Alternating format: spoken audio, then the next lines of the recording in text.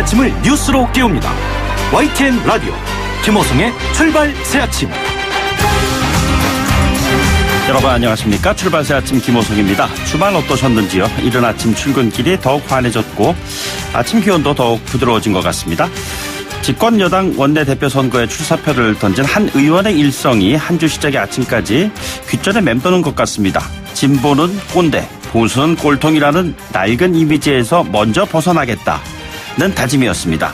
정치, 경제, 사회적 상황을 쾌도난마식 이분법적 수사로 정리하는 것은 보고 듣는 사람들의 이해를 돕는데 대단히 좋은 방식이죠. 하지만 그 같은 이분법은 자칫 두동강난 그 어느 쪽에도 동의하기 어려운 중간지대 사람들을 답답하게 또는 불안하게 합니다. 남과 북, 영남과 호남, 진보와 보수 시원스럽게 구분지어서 설명하는 그 이면에 담긴 실체적 진실이 무엇인지 많은 사람들은 궁금해하죠. 한 지붕 두 가족으로 불려온 바른미래당이 최대 위기에 봉착했습니다. 양 극단의 주장을 거부하면서 중도 개혁의 가치를 내걸고 사안사안마다 제1여당과 제1야당을 비판해온 바른미래당의 미래가 앞으로 어떻게 전개될지 정치권의 이목이 집중되고 있습니다. 오늘 1부와 2부에서요. 바른미래당 이상돈 의원으로부터 당의 진로를 놓고 어떤 고민을 하고 있는지 들어보는 시간 준비하고 있습니다. 4월 22일 월요일입니다. 잠시 후 출발하겠습니다.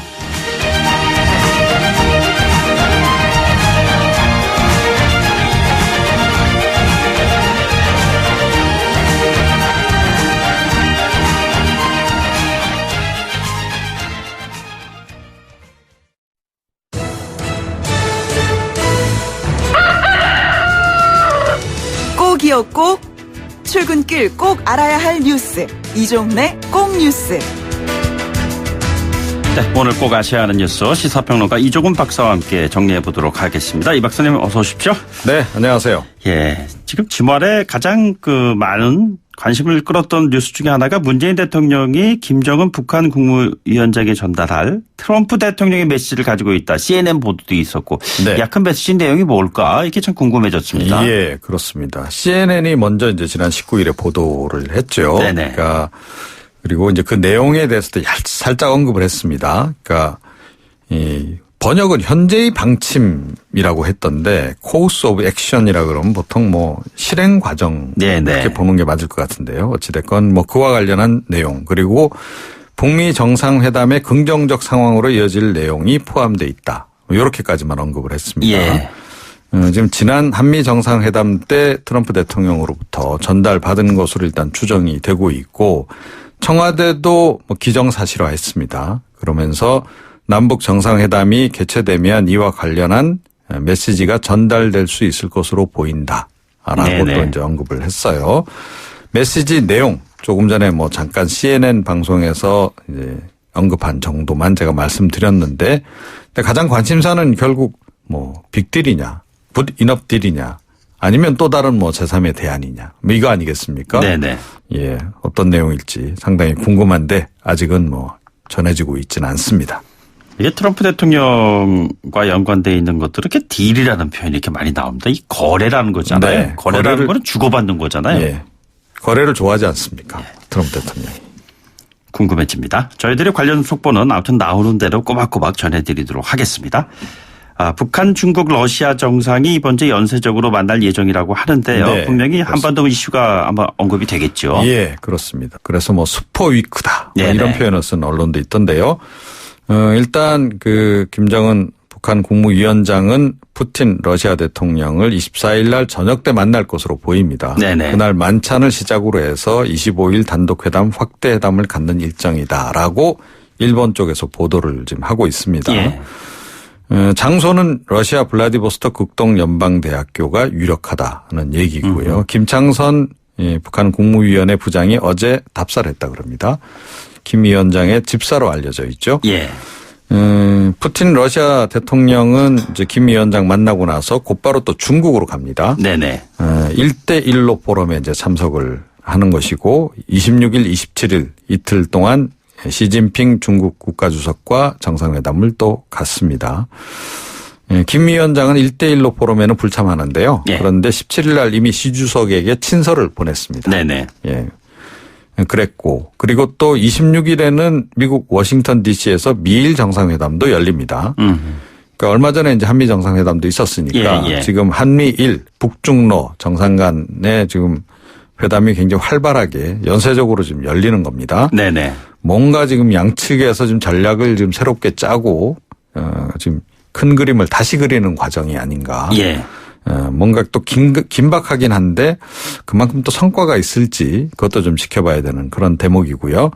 27일이 또 판문점 선언 1주년 아닙니까? 그래서 기념 행사를 아마 우리 쪽에서 좀 준비 중인 것으로 이렇게 알려지고 있습니다. 네네. 판문점에서 이 행사가 열릴 예정이라고 하는데 정부가 좀 이와 관련해서 좀 굉장히 애매한 그 입장을 표명하고 있어요. 어떤 입장이죠? 남북 공동 행사가 될 수도 있다. 이렇게 얘기를 하는데 아직 북측에 통보는 하지 않았다. 시간이 없는데요. 불과 이제 며칠 남지 않았습니까? 예. 아마 거의 임박해서 알려서 북한이 참석하겠다 이러면 아마 참석을 하는 걸로 해서 네네. 공동 행사 형태로 이제 가겠다라는 것으로 이렇게 보이는데 모르겠습니다. 이게 북측하고 사전에 전혀 연락이 없는 건지도 좀 궁금하고 사전 연락이 있는데 북측에서 아직 확답이 없을 가능성도 없잖아 있어 보입니다. 두 정상이 그 아주 근사한 배경 모습 편안한 그런 모습들로 이렇게 했던 거 벌써 이게 1년 전이군요. 그러니까 4월 27일이 말이죠. 그때 뭐 공연도 뭐 있고 그렇지 않았습니까? 네. 배경에서 이렇게 지저귀는 새 울음소리에서 그 새가 어떤 새였나 뭐 이런 얘기까지도 뭐 나오고 뭐 그랬던 보도가 불과 바로 어제 같은데 1년이 지났습니다.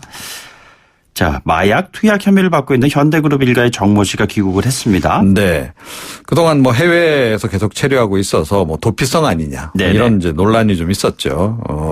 뭐 아시다시피 이제 지난 9일 대마 구매 흡입 혐의로 지금 SK그룹 3세 최모 씨는 검찰로 사건이 넘겨졌습니다.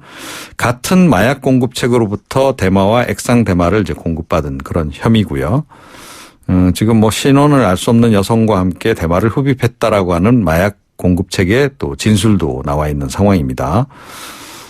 지금 뭐 해외에 있었던 이유로는 신축 사옥 문제로 사업차 영국에 출국했다가 몸이 아파서 신병 치료 중이었다라고 해명을 하고 있습니다. 네네.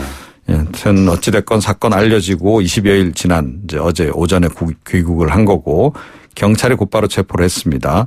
오늘 구속영장 신청 여부를 결정할 것으로 전해지고 있고요. 그리고 이제 그 최모 씨 같은 경우는 구속 기간이 연장이 됐는데 이번 주 중에 기소가 지금 이루어질 것으로 보입니다. 네네. 황하나 씨하고 박유천 씨 마약 관련한 논란도 계속 이어지고 있는데요.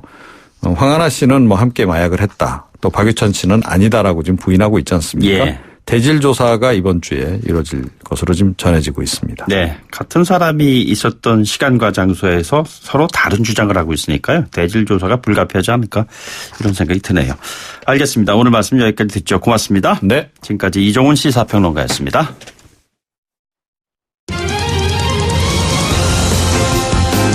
가장 뜨거운 이슈 오늘의 헤드라인 출발 새 아침 헤드라인 인터뷰.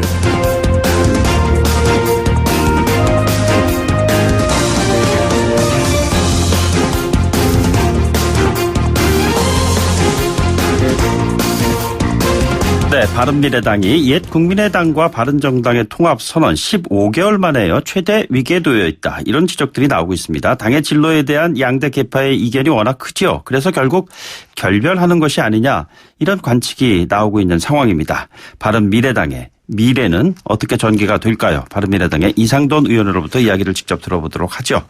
의원님 어서 오십시오. 네, 안녕하십니까. 오늘 바른미래당의 미래에 대해서 좀 이 의원님의 말씀을 좀 듣고 나면 보인다. 뭐 이런 얘기가 나오게끔 잘 좀 설명을 부탁드리겠습니다. 15개월의 어떤 과거에 대한 시간을 좀 정리를 좀 일단 부탁드리겠습니다. 어떤 과정이었는지요. 뭐 제가 보기에는 처음부터 무리하게 통합을 해서 그야말로 그 내분과 혼란의 연속이었고 뭐 어떻게 보면 실패의 연속이었다 생각하고 저는 뭐 처음부터 이게 잘 안 될 거로 봤습니다. 네. 그리고 사실 저는 지금 현재 사실상 좀 무당파 같은 입장이 되어 있습니다. 물론 그 평화당이나 바른미래당의 의원들과 교류는 물론 있죠. 네, 그런 상태에 있습니다. 그래서 몸은 바른미래당, 마음은 평화당에 있다. 뭐 이런 말씀 좀 들으시는 거 아니겠어요? 근데 그건 지난번 작년 그 전반기까지 얘기고 예. 지금 사실상 저는 요새 뭐 정당 활동 하고 있지 않습니다. 네네. 네. 양쪽 그 계열에 있는 의원들이 결국에 그럼 갈랐을 것으로 보시는지요? 네, 근데요, 갈라선다는 것이 그게 좀 의미를 정확히 할 필요가 있습니다. 네네. 우리 그 부부간에 이혼하게 되면은 그 자식의 어떤 그 양육권이라든가 양육권, 예. 그다음에 재산 분할 이런 것이 법에 있지 않습니까? 네네. 우리나라 정당법에는 그 분당이라는 개념이 없습니다. 그 당의 주류에 대해서 나가는 거예요, 그냥? 불만 있는 의원들이 그냥 맨몸으로 나가는 겁니다. 근데 이제 우리 정당이 그 국가에서 보전을 많이 받기 때문에 상당히 많은 분들이 의아하시겠지만은 정당이 제법 적과 꿀이 흐릅니다. 그러니까 정당 보조금 말씀하시는 거잖아요. 네, 그렇죠. 예, 더군다나 교섭단체 프리미엄이 있기 때문에 제3당, 4당에도 평화당이 받는 거하고 바른미래당이 받는 거하고는 또 기준이 엄청 다릅니다. 예. 그래서 그런 것 때문에 저는 바른미래당에서 이렇게 내분이 있어도 뭐 한쪽이나 다른 쪽에서 이렇게 쉽게 나가지 않는다고 봅니다. 그 금액이 50억 원이라는 얘기인가요? 현재 뭐 누적된 게 거의 가까이 있다는 그런 얘기가 있고요. 네네. 그리고 또 분기 때문에 계속 현재 거의 의원 숫자가 많고 교섭단체이기 때문에 예. 계속 정부 보조금이 나옵니다. 그거를 네네. 포기하고 그 맨몸으로 의원이 뭐 10명이 나온다. 저는 그 쉽지 않다고 봐요. 아, 그렇습니까? 네. 그러나 어떤 당의 정체성이라든가 뭐 이런 것들에 대한 가치 추구 사실은 이것이 가장 큰 것으로 이렇게 드러나는 모습들이잖아요. 그런데 그 이면에 또 그런 것들이 있는 거가 과연 그렇게 결정적인 변수인가요? 근데 당의 정체성은 처음부터 예.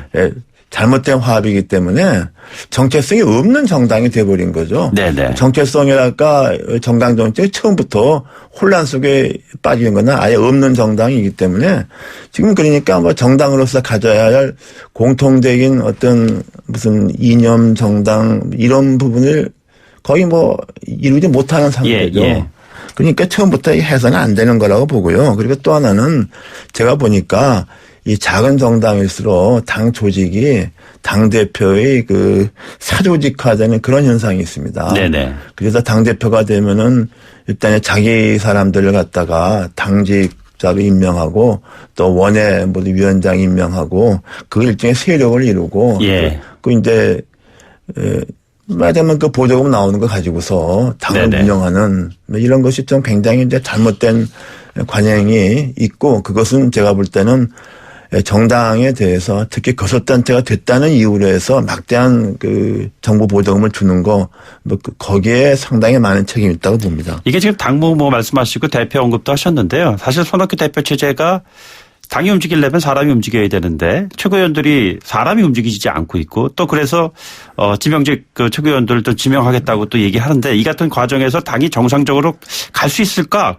그 의심을 하는 분들이 참 많은데 어떻게 될까요? 이미 정상적으로 못 간 지 오래됐습니다. 글쎄요. 그 예. 얘기는 의미가 좀 별로 없다가 어차피 정상적으로 움직일 수 없는 정당이에요. 네네. 그러니까 아주 우습게 돼버렸죠. 자, 그러면은 그 나름대로 승부수로 던졌잖아요. 손학규 대표도 뭐 그 추석 때까지 10% 지지율 보이지 않으면은 사퇴하겠다 이런 입장을 밝히지 않았습니까? 네, 그렇죠. 이제 그렇게 될 경우에는 이제 그 다음 대표직을 두고서 또 서로 하겠다고 그 덤비는데 네네.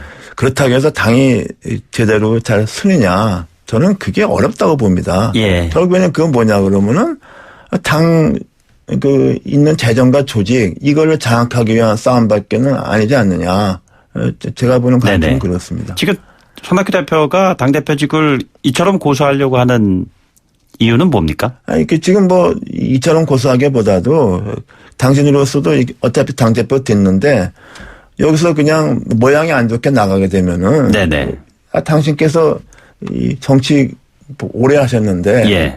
끝이 너무 안 좋잖아요. 네네. 뭔가 좀 명예를 찾으면서 추구 전략을 하기 위한 이런 생각이 이시라고 보는데 또 한쪽에서는 내가 그만두면 누가 대표를 하느냐. 그게 좀 현실성이 있는 말이에요. 그 다음에 그 다음 대표를 두고서 어느 누구도 이렇게 하기도 전 어렵다고 봅니다. 예.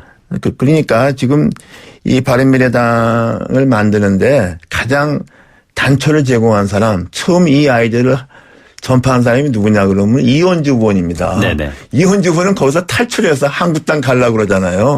그 모습이 바른미래당의 어떤 과거와 현재와 미래를 가장 잘 보여준다고 봅니다. 예. 그러면 말씀하신 김에 민주평화당 쪽과의 어떤 그 통합 논의 같은 것도 뭐 있었다고 하는데 이 부분 또는 그것이 아니라면 제3지대의 어떤 신당 뭐 이런 가능성 어떻게 보시는지요? 합쳐서 신당 전 절대로 안 된다고 봅니다. 네네. 절대로 안 되고요. 그리고 이제 호남 다선 의원들 몇 명이 계시잖아요. 네, 예. 그 의원들이 뭐 탈당을 해서 이렇게 박지원 의원께서 말씀하시는 대로 뭐 평화당으로 다시 움직인다는 가능성은 좀 가능성이 있다고 보겠는데 그렇다 하게 되면 거기서 또 탈당하고 평화당 가는 그 다선 의원들이 그 체면이 좀 그게 구기는 거 아닙니까? 예. 초선도 아니고 저는 그래서 어떻게 해도 이렇게 좋은 결과랄까 그 좋은 모습이 나오기가 어렵다고 생각합니다. 네네. 그렇다면은 바른미래당의 타이틀을 걸고 내년 총선에 나가서 승산이 없었다고 대부분 의원들이 지금 판단하고 있다고 봐야 되는 겁니까? 저는 그렇죠. 그 지난번에 지방선거 때 단체장을 전멸했지 않습니까? 예. 뭐 그거 비슷한 결과 그대로 나오는 거죠. 그래서 이제 의원들 입장에서는 뭔가 다시 의원을 더 하고 싶은 의원들은 뭔가 대책을 강구하고 싶었는데 저는 그것도 그렇게 만만치 않다고 봅니다. 왜냐하면 그 현재 그 지역구 의원들 그 사정이 하나하나 보더라도 이렇게 만만치 않습니다. 예. 그리고 당이 지금 바른미래당으로 당적을 옮기는 사람 뭐 거기 바른미래당 위상 자체가 애매하기 때문에 지금 양당의 어떤 양극화 이런 상황에서 네네. 생존을 도모하기가 좀 쉽지 않죠. 네. 제가 오프닝 통해서도 뭐 잠시 언급했습니다만 이인영 그 더불어민주당 의원 원내대표 출사표에 보면은 진보는 꼰대, 보수는 꼴통 이런 거 하지 않겠다 이렇게 얘기했는데 그런 거 하지 말자고 모이는 그 정당이 바른미래당 아니었었나요? 근데 그게 정당이라는 게 그렇게 배란간 합친다고 좋은 정당이 되는 게 아니고요. 네네. 딱 기억하시잖아요. 그 합당 과정이 솔직히 얼마나 좀 안 좋았습니까? 네네. 그래서 결국은 뿌린 대로 거두는 거라고 생각합니다. 바른미래당에 지금 소속돼 있는 의원들에서 내년 총선에 당선이 가능할 수 있는 사람은 누구라고 보시나요? 제가 보기에는 이원주 의원이 제일 가능성이 크죠. 한국당으로 가서요? 한국당으로 가서 부산 영도에 공천 받으면은 네네. 제일 유력합니다. 근데 참 우습잖아요. 민주당에 있을 때는 경제민주화의 일종의 기수였고 예. 최근에는 박정희 예찬론을 퍼뜨리고 또 이제 통합포럼인가에서 국민의당하고 바른정당하고 통합을 제일 먼저 주장했다가 네네. 지금은 제일 먼저 탈출해서 한국당으로 간다. 이게 아주 한국 정치의 일종의 네네. 무슨 그건 뭐라 그러나 요새 하는 말로 좀 우프다 그러나요? 우습다 그러나요? 그런 정치 도의를 말씀하시는 건가요? 그렇죠. 이게 지금 우리나라 정치 비정상적인 현상을 잘 보여주는 거죠. 한국당이 받아들일 수 있다고 보시는지요? 저는 한국당 현재로서는 봤죠. 한국당은 지금 사람 수요라는데 되게 급하지 않습니까요? 네. 저는 그렇게 봅니다. 네. 자, 안철수 전 대표의 조기 복귀설과 관련해서는 어떻게 보고 계십니까? 저는 조기 복귀설은 자기 스스로 나온다기보다도 일종의 바른정당 의원들이 다 이탈하고 또 이제 호남 다선 의원들이 이탈하게 되면은 네네. 이제 무주공산이니까 뭐 그걸 노리고 있는 거 아니겠습니까? 그러니까 예. 역설적으로 그걸 알기 때문에 다른 의원들이 절대로 쉽게 안 나갑니다. 예. 의원께서는 그 안철수 전 대표 언급하실 때 긍정적보다는 부정적인 입장을 좀 많이 보이신 것 같았는데 여전하십니까? 네, 지금 뭐 그 이후에 대선 이후에서 뭐 별로 어떤 리더십 같은 게 전혀 보이지 않잖아요. 그러면서 끈질기게 정치에 대한 욕심은 많지 않습니까? 네네. 결국에서 이런 지경까지 와버렸죠. 저는 그래서 별로 그렇게 앞으로도 그렇고 별로 비전이 없다. 네네. 그렇게 봅니다. 또 다른 창업주 유승민 의원 같은 경우에 당에서의 역할은 어떠해야 한다고 생각하고 계시는지요? 아마 본인은 그 합당한 거 굉장히 후회할 겁니다. 저도 그때 유승민 의원한테 뭐 그런 얘기 하셨잖아요. 후회할 거다. 후회할 거다. 그래도 물론 20석이 깨졌지만은 네네. 다만 10명 의원이라도 지키고서 외로운 길을 가는 게 예. 옳지. 합쳐놓으면 저 이전 투구에서 아무것도 안 된다. 이랬는데 뭐 제 권고를 듣지 않았어요. 네. 그래서 이렇게 됐는데 그 본인은 좀 앞으로 좀 외로운 길을 좀 가야 하지 않겠습니까? 그렇습니까? 그런데 과거에 보면은 그 교섭단체 대표연설에서 유승민 대표가 얘기를 했을 때 그에 대한 평을 정의당의 그 심상정 의원께서는 마침내 보수가 꿈꾸기 시작했다 이런 평을 했었는데 그 대단히 그 진보 진영 쪽으로부터도 환영받는 그러한 평이었지 않았나 싶었는데 외로운 길을 가서 그것을 달성할 수가 있을까요? 그런데 그렇죠. 그런데 유승민 대표가 가지고 있었던 그 모습, 그 노선을 유지를 해야 되는데 네네. 합당하는 바람에 아무것도 못하지 않습니까요? 예. 그러니까 오히려 자신이 걸어온 길, 자신의 어떤 정체성에 훼손을 입은 거죠. 저는 그 점에 매우 안타깝다고 생각합니다. 대한민국 정당사에서 중도의 실험은 늘 실패로 끝나나요? 그게 이제 소선구제와 대통령제라는 그 아래서 한번 이제 일반 유권자들이 양당에 좀 질식을 완전히 지루해지거나 뭔가 좀 네네. 욕구가 있죠. 그런 경우에 아마 3당이 생겼다가 또 이제 또 그 다음 선거 가서는 또 양당으로 가고 그랬습니다. 그랬는데 그게 이제 선거구제 때문에 네네. 이렇게 됐다고 볼 수 있겠지만은 3당을 하는 사람들이 좀 역동성 같은데 좀 한계가 좀 있지 않았나 그렇게 생각을 합니다. 네. 사실상 선거제 개혁 문제가 물 건너갔다라는 그런 평가가 나오고 있는 가운데 내년도 총선은 그렇다면은 흔히 말하는 진보와 보수 양립된 정당이 주도적으로 펼쳐 나가는 그러한 정치 현장이 되지 않을까 이렇게 이해를 해야 되는 건가요? 저는 뭐 3당이 좀 거대한 좀 제대로 규모가 된 3당이 출연. 나가긴 좀 어렵죠. 다만 이제 정의당 그다음에 또 이제 평화당은 평화당대로 또 혹시 이제 유승민 대표가 이끄는 뭐 어떤 형태든 간에 예. 무소속 연대든 간에 뭔데 하면 좀 마이너한 세력이 좀 중간에 포진하지 않겠습니까? 네네. 저는 뭐 큰 제3당 나오기는 좀 어렵지 않을까 싶습니다. 알겠습니다. 1부 잠시 좀 숨고르기를 하고요. 2부에서 계속 이상돈 의원과 함께 이야기 진행시켜 나가도록 하겠습니다. 뉴스를 만들어내는 뉴스, 이슈를 끌고 가는 이슈. 아침을 여는 정통 아침 시사. YTN 라디오 김호성의 출발 새 아침.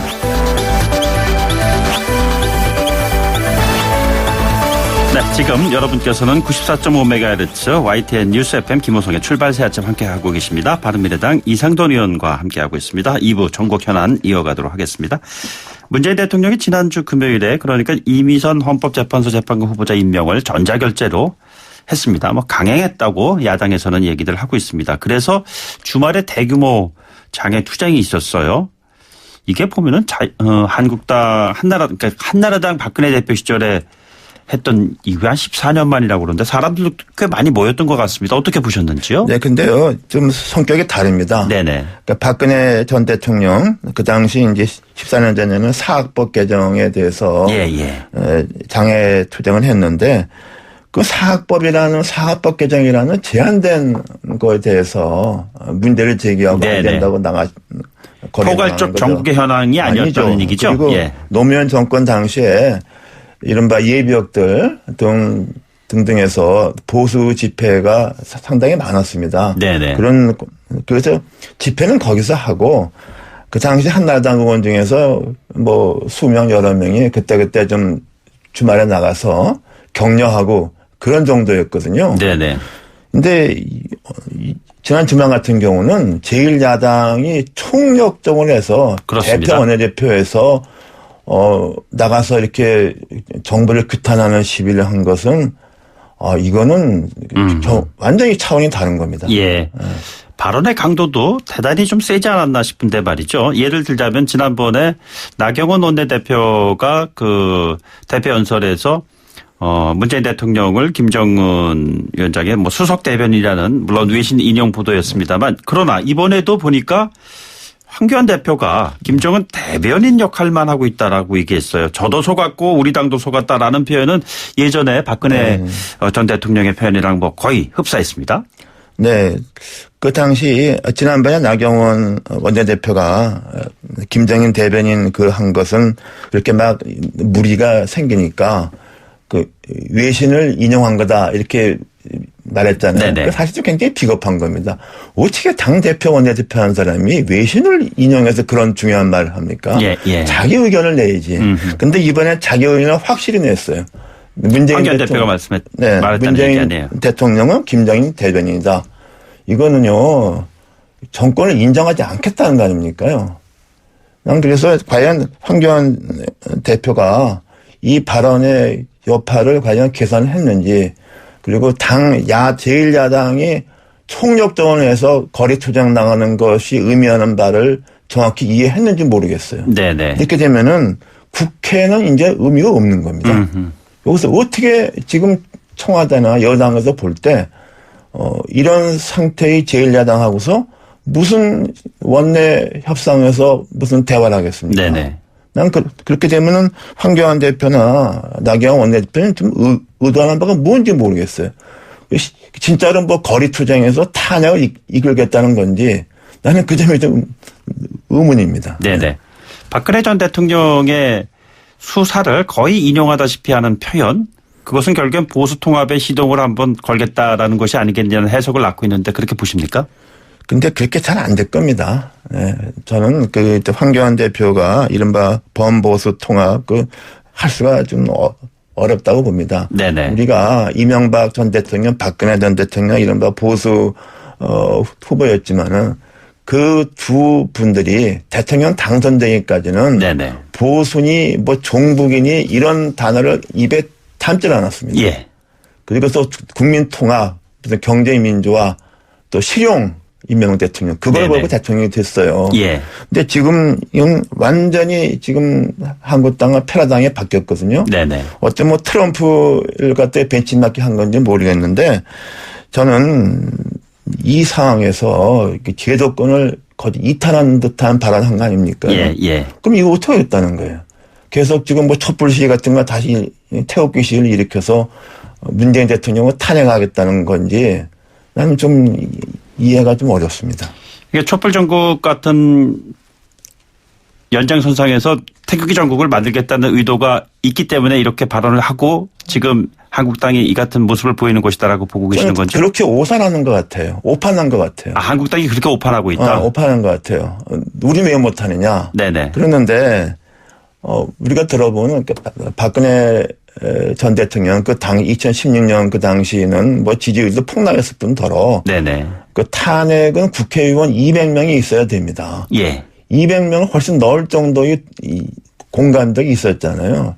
지금 이게 200명이 됩니까요? 네네. 택도 없죠. 왜냐하면 민주당이 공고한 의석이 있고 정의당, 평화당 이 문제에 대해서는 국회에서 150석을 훨씬이 아니라 이미 뛰어넘는 의석을 현 집권 세력이 확보하고 있는 겁니다. 예.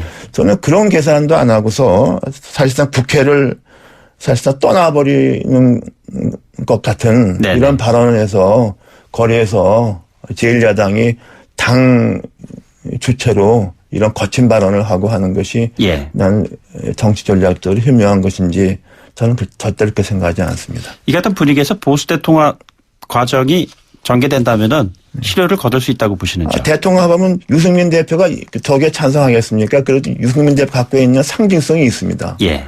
절대로 안 하죠. 그렇다면 안철수 대표가 조기에 입국을 해서 당을 추스리고 새로운 체제를 형성하는 가능성을 어떻게 보고 계시는지요? 저는 뭐 거의 없다고 봅니다. 저는 뭐 거의 희박하고 그리고 이제 박지원 의원께서 안철수 대표가 뭐 사실상 당을 장악해서 한국당과 합당할 것이다 이렇게 얘기를 하는데 네네. 그건 박지원 대표가 비꼬는 얘기입니다. 그렇지 않다면요? 어떻게 됐습니까? 형식은 진보이다, 내용은 보수이다, 뭐 이런 식의 평도 나오고 있는 것 같은데. 아무런 거기서 나오는 메시지는 아무런 의미가 없습니다. 뭐 극중주의라는 뭐 말도 안 되는 얘기했었고, 그때 발언이 오락가락하고 전혀 의미가 없어요. 예. 전혀 의미가 없기 때문에 저는 무시해도 괜찮다고 생각합니다. 아, 그렇습니까? 네.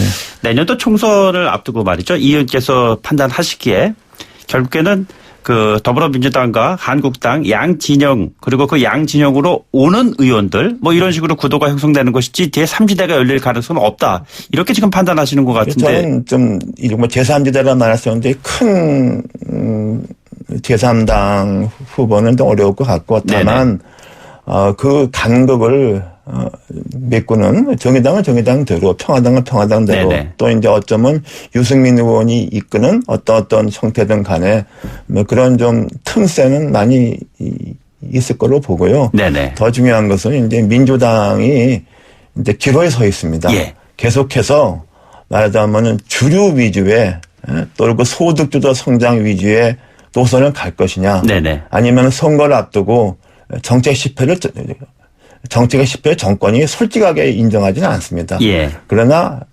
말하자면 원만하게 바꾸죠. 네네. 그런 모습을 갈 것인가. 저는 거기서 좀 주목해야 될 부분이 박영선 의원이 중기벤처부 장관 되지 않았습니까? 네네. 박 의원이 계속 주장했던 게 뭡니까? 제3의 길 아닙니까? 영국의 토니 블레어 같은. 그리고 이미 이제 장관으로서 최저임금 같은 거 이런 거 한번 고려할 필요가 제고할 필요가 있다 했으니까 네네. 뭐 그런 식으로 어떤 집권당이 앞으로 남은 시간 동안에 변화를 할 것 같으면은 저는 잃어버렸던 중도표를 민주당이 다시 한번 또 회복할 수도 있다. 저는 그런 것이다. 물론 그것은 선택은 여당에 맡겨 있는 거죠. 결국엔 경제 문제로 귀착되지 않겠느냐는 말씀이신가요? 네, 그렇죠. 근데 경제 문제에서 특히 이제 최저임금 문제랄까 노동법 문제가서 야기된 중소상인들, 네네. 자영업자들, 그 자영업자들이 항상 보면은 이기는 쪽에 다 투표했습니다. 예. 이명박 대통령을 많이 찍었고 박근혜 대통령을 많이 찍었고 이번에도 문재인 대통령을 많이 찍었는데 지금 그분들이 지금 어려운 위치에 떴지 않았습니까? 근데 그런 것을 이제 박영선 중기부 장관이 어느 만큼 돌려올 수 있는 정책을 취할까 저는 그게 매우 중요하다고 봅니다. 창당 초창기부터 이미 그 바른미래당의 미래에 대해서 비판적인 입장을 취해 오셨습니다만 이상돈 의원께서는 제3지대 창당을 통한 중도의 어떤 통합이라든가 이런 가능성에 대해서는 지금 이 시점에서는 시기상조라고 보고 계시는 거죠. 내년 선거는 좀 어렵다고 봅니다. 왜냐 그러면은 합당으로 다 망쳤기 때문입니다. 합당으로 흥해야 되는데 망쳤다는 얘기가 나오는 거 보니까 좀 많이 아쉽습니다. 네, 알겠습니다. 오늘 보수 대통합 문제 바른미래당이 연결 이슈와 관련해서 이상돈 의원으로부터 얘기 들어봤습니다. 지금까지 바른미래당의 이상돈 의원과 함께했습니다. 고맙습니다. 네, 감사합니다.